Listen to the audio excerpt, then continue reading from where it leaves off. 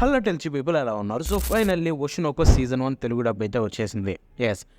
Yes మొత్తం అన్ని ఎపిసోడ్లు 11 ఎపిసోడ్లు తెలుగులో రిలీజ్ అయిపోయాయి. సో చూడాలనుకున్న వాళ్ళు హ్యాపీగా వెళ్ళిపోయి అన్ని ఎపిసోడ్లు ఒకేసారి క్రంచీరోల్లో చెక్ చేసేయండి.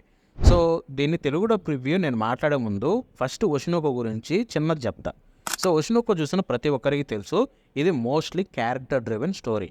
సో మీకు స్టోరీ అంతా కూడా క్యారెక్టర్స్ చుట్టే రన్ అవుతుంది. ఏం జరిగినా కూడా ఆ ఈవెంట్స్ అన్నీ కూడా ఈ క్యారెక్టర్స్ ముందే రిజల్వ్ అవుతూ ఉంటాయన్నమాట. సో చాలా స్టోరీలు అంతే ఉంటాయి, బట్ ఓషినోకో చూసుకుంటే మెయిన్లీ మెజారిటీని దాని మీద ఎక్కువ డిపెండ్ అయి ఉంటుంది. ఎందుకంటే ఓషినోకోలో క్యారెక్టర్స్ అన్నీ చాలా డిఫరెంట్ అంటే చాలా యూనిక్గా ఉంటాయి. At the same time complex characters అనమాట. ప్రతి ఒక్క క్యారెక్టర్కి బ్యాక్గ్రౌండ్ ఉంటుంది అండ్ ఆ బ్యాక్గ్రౌండ్లో కొంచెం బాధాకరమైనవి ఉంటాయి అండ్ కొంచెం డిఫరెంట్ కైండ్ ఆఫ్ స్టఫ్ ఉంటాయి. సో దానివల్ల ఏమవుతుందంటే ఓషినోకో చూసినప్పుడల్లా ఆ క్యారెక్టర్స్ ప్రజెంట్ అయ్యే విధానం బయటికి ఎలా ఉన్నా కూడా లోపల క్యారెక్టర్స్ ఏం ఫీల్ అవుతున్నాయి అండ్ లేకపోతే ఏం జరుగుతుందని చెప్పి మనకు ఒక క్లారిటీ ఉంటుంది. అండ్ వాయిస్ యాక్టర్స్ కూడా అంత బాగా చెప్తారు జపనీస్లో చూసుకుంటే. సో ఇప్పుడు మనకి తెలుగు డబ్బు వచ్చింది.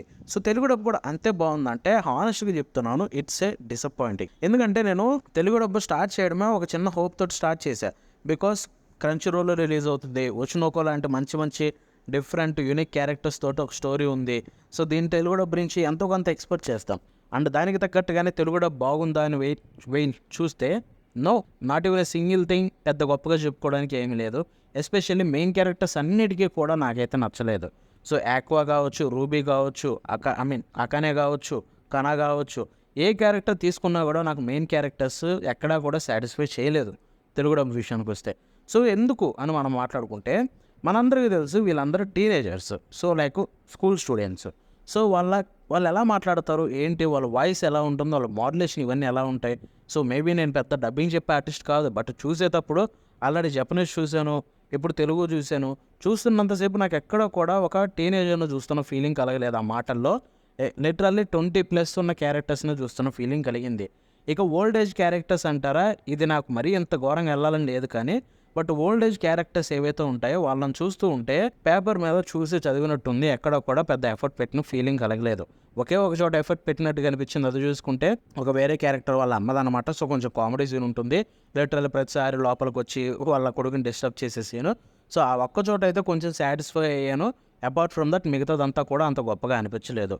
సో అండ్ మెయిన్లీ ఒక ప్రాబ్లం కలిగింది ఏంటంటే మన మెయిన్ క్యారెక్టర్స్ కూడా కొన్నిసార్లు డిస్కస్ చేస్తున్నప్పుడు ఎక్కువ మంది కలిసి అక్కడ మొత్తం కూడా స్క్రిప్ట్ని రీడ్ చేస్తున్నట్టుంది తప్ప క్యారెక్టర్ని అర్థం చేసుకొని క్యారెక్టర్ ఎలా మాట్లాడతాడు అండ్ అయితే తన ఎమోషన్ ఏంటి, ఆ ఎమోషన్ ఎలా క్యారీ చేయాలనేది కాకుండా ఏదో పేపర్ మీద చూసి చదివినట్టు ఉంటుంది.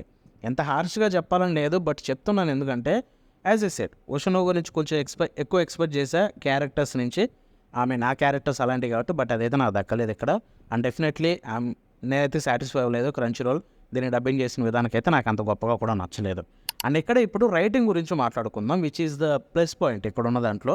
ఎందుకంటే రైటింగ్ అయితే నీట్గా రాసుకున్నారు, ఎక్కడ కూడా రైటింగ్లో నాకు ప్రాబ్లం కలిగించలేదు. అండ్ ఇన్ఫ్యాక్ట్ కొన్ని సీన్స్లో చూసుకుంటే రైటింగ్ అదిరిపోయింది. లైక్ డైలాగ్స్ని మన తెలుగు తగ్గట్టుగా నేటివ్గా తగ్గట్టుగా రాసుకొని స్టోరీని ఎక్కడ కూడా మిస్ చేయకుండా ఎంతో నీట్గా అండ్ ఆ డైలాగ్స్ని రాసుకొని వాటిని కూడా ఆ టైం లెంత్లోనే ఆ పర్టికులర్ ఫ్రేమ్లోనే నీట్గా సెట్ అయ్యేలాగా చూసుకొని, సో అవన్నీ రైటింగ్ వైజ్గా మాత్రం చాలా బ్రహ్మాండంగా ఉంది. బట్ రైటింగ్ ఎంత బాగుంటే ఏం లాభం, వాయిస్ యాక్టర్స్ మొత్తం అసలు కొంచెం కూడా ఎఫర్ట్ పెట్టకుండా డబ్బింగ్ అలా చెప్తే రైటర్స్ ఎంత బాగా రాసినా కూడా అది అంత గొప్పగా ఉండదు.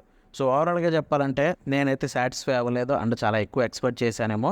మేబీ దానికే ప్రాబ్లం అయి ఉండొచ్చు, బట్ జపనీస్ చూసిన తర్వాత అయితే తెలుగు డబ్బును చూడలేకపోయా, దాన్ని అయితే హానెస్ట్గా ఒప్పుకుంటా. మేబీ ఫస్ట్ టైం చూసే వాళ్ళకి కొంచెం నచ్చుతుందేమో, బికాస్ వాళ్ళకి అసలు ఆ క్యారెక్టర్ ఏంటో అర్థం కాదు కాబట్టి. బట్ వన్స్ మీకు ఆ క్యారెక్టర్స్ ఏంటి, వాళ్ళు ఎలా ఉంటారు ఏంటని తెలిస్తే కనుక మీకు కూడా తెలుగు డబ్బు అనేది అంత గొప్పగా నచ్చదు. సో ఇదన్నమాట తెలుగు డబ్ రివ్యూ నేను చెప్పాలనుకుంది.